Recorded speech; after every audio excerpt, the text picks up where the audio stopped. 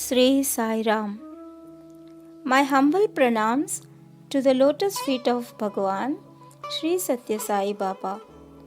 Bhagwan Baba always guided his devotees with his divine speeches. In those speeches, Baba always used to give a pause and tell Oka Chinna Katha or one small story. It is an effective instrument in Baba's educational process. Let's enjoy the beautiful story to understand and follow the spiritual teachings of Bhagwan Sri Satya Sai Baba. The title At Last.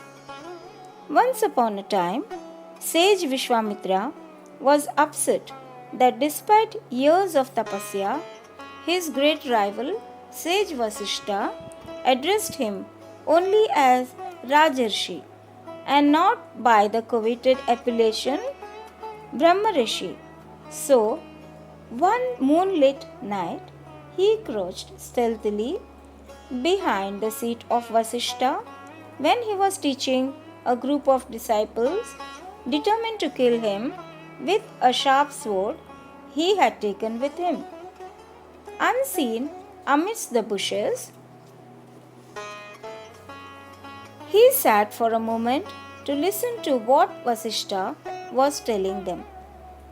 He was much surprised when he heard Vasishtha describing the charming moonlight and comparing it to the heart of Vishwamitra as cool, bright, curative, heavenly, universal, and all-pleasing. The sword fell from his grasp. He ran forward and prostrating at the feet of his rival, he held the feet. Vasishtha recognized Vishwamitra and accosting him, "O Brahmarishi, rise up." He lifted him on to his own seat. Vasishtha explained that he could not be styled Brahmarishi so long as the ego persisted in him.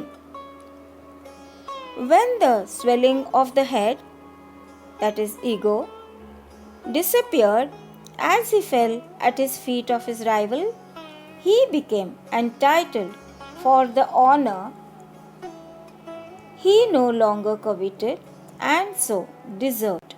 The moral of the story is, unless you let go the ego, you won't be able to achieve the success you are longing for.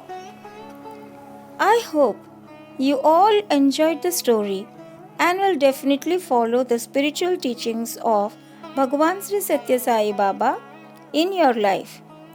I will be back with another story. Till then, love all, respect all, and serve all. With pranams at the lotus feet, Amritavalli.